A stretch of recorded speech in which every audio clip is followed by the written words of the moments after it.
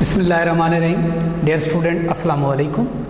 I am काजी मोहम्मद सलीम और आज हम सेकंड बायोलॉजी का लेक्चर देखेंगे।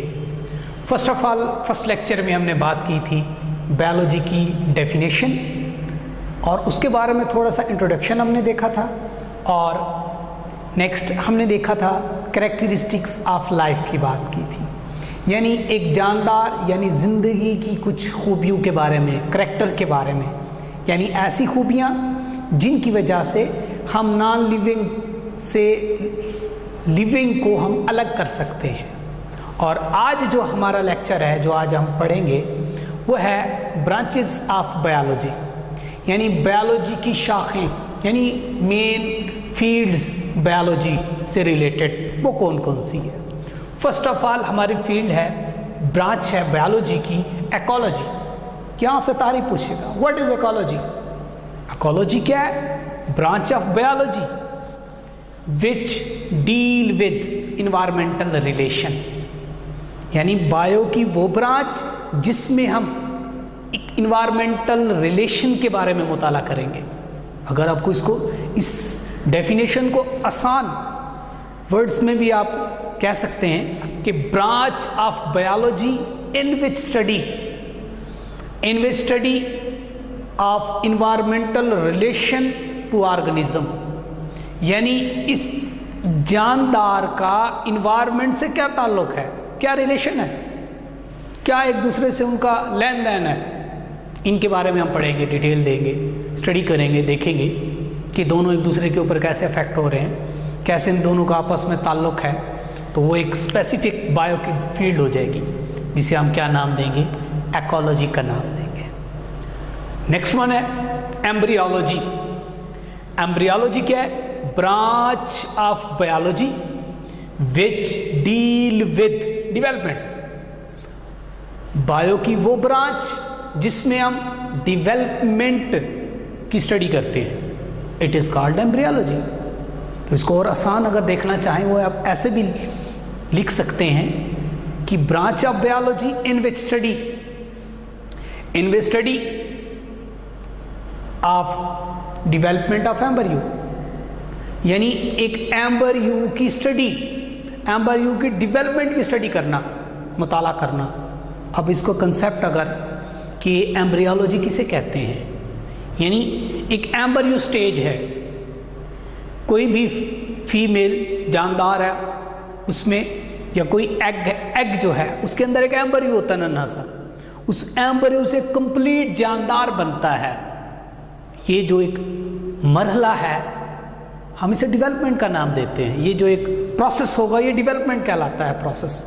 और हम इसमें अगर स्टडी करते हैं कि एक एम्ब्रियो से कंप्लीट ऑर्गेनिज्म कैसे बनता है, तो वो एक स्पेसिफिक फील्ड ब्रांच हो जाएगी, जिसको हम क्या नाम देंगे, it is called embryology. Third one branch है physiology. Physiology, define physiology, branch of biology which deal with functions, which deal with functions, या आप इसको ऐसे भी लिख सकते हैं कि branch of biology in which study function of different parts of organism, कि जानदारों, एक जानदार है, मैं जानदार हूं, मेरे जिस्म के अंदर जो फंक्शन है, काम है, मुख्तलिफ हिस्सों के काम है, उनका मुताला करना, उनके बारे में पढ़ना, देखना कि कौन सा पार्ट क्या काम कर रहा है, कैसे कर रहा है। तो ये एक स्पेसिफिक फील्ड हो जाएगी बायोलॉजी की, जिसे हम क्या नाम देते हैं, it is called physiology. Next है morphology. What is morphology? Branch of biology which deal with structure, कि जानदार, बायो की वो ब्रांच जिसमें जानदार की साख्तों का मुताला करना, इट इज कॉल्ड मॉर्फोलॉजी। आप इसकी डेफिनेशन ऐसे भी लिख सकते हैं, branch of biology in study of structure of living organism, कि जानदारों की साख्तों का मुताला करना। अब यहाँ पर दो किस्म की साख्तें हो सकती हैं। एक है एक्सटर्नल मॉर्फोलॉजी, बैरूनी साख्तों का मुताला करना, स्ट्रक्चर देखना, it is called external morphology. और इंटरनल, या उसका एक और नाम भी है, what is anatomy? Anatomy define the branch of biology which deal with form and internal gross structure, के अंदरूनी साख्त, फॉर्म का मुताला जब आप करोगे तो हम उसे नाम क्या देते हैं? It is called anatomy. यानी फॉर एग्जांपल जिस्म के अंदरूनी हिस्से हैं, उनके कोई स्पेसिफिक हिस्से जिस्म के अंदरूनी है।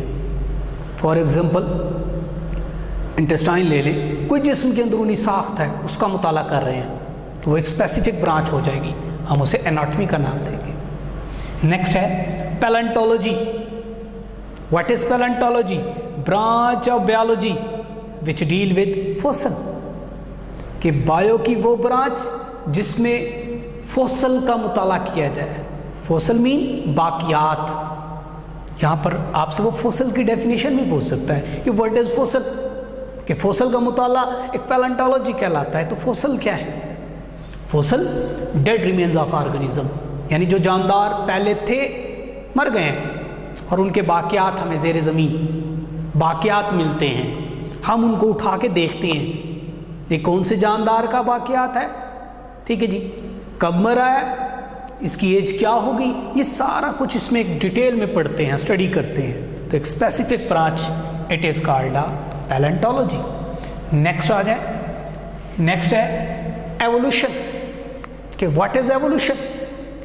Evolution branch of biology which deal with ancestral history. Bio की वो ब्रांच जिसमें हम एंसेस्ट्रल हिस्ट्री का मुताला करते हैं, आबा व अजदाद की तारीखों को देखते हैं, हिस्ट्री देखते हैं। यानी क्या मतलब इसका, क्या कंसेप्ट, ये क्या कहती है एवोल्यूशन ब्रांच?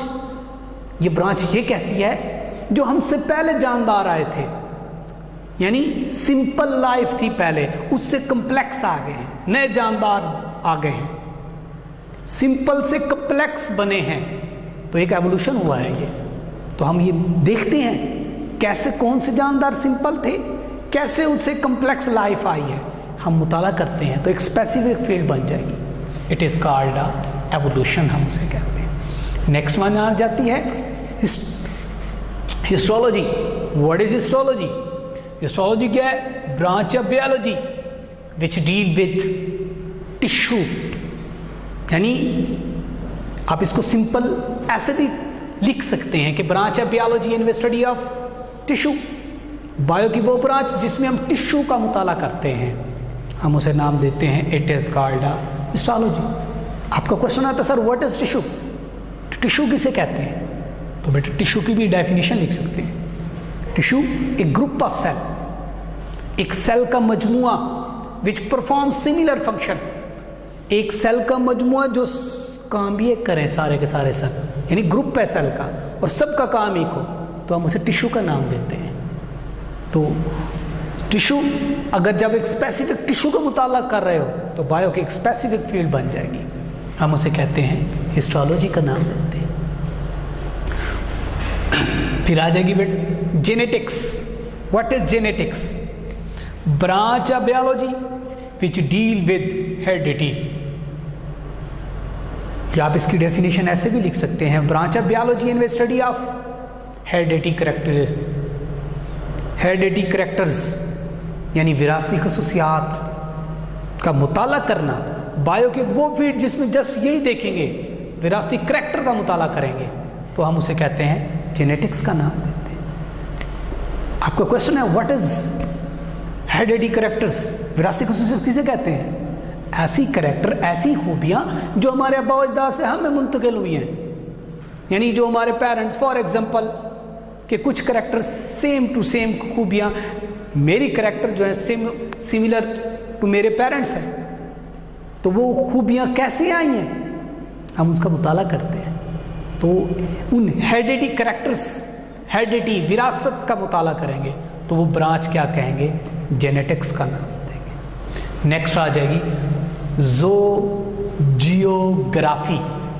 ज़ूजियोग्राफी यानी branch of biology which deal with distribution of animal and nature, यानी बायो की वो ब्रांच जिसमें जानवरों का फैलाव, कुदरती तौर पे जानवर फैले हुए हैं, हम उनके बारे में पढ़ते हैं, देखते हैं।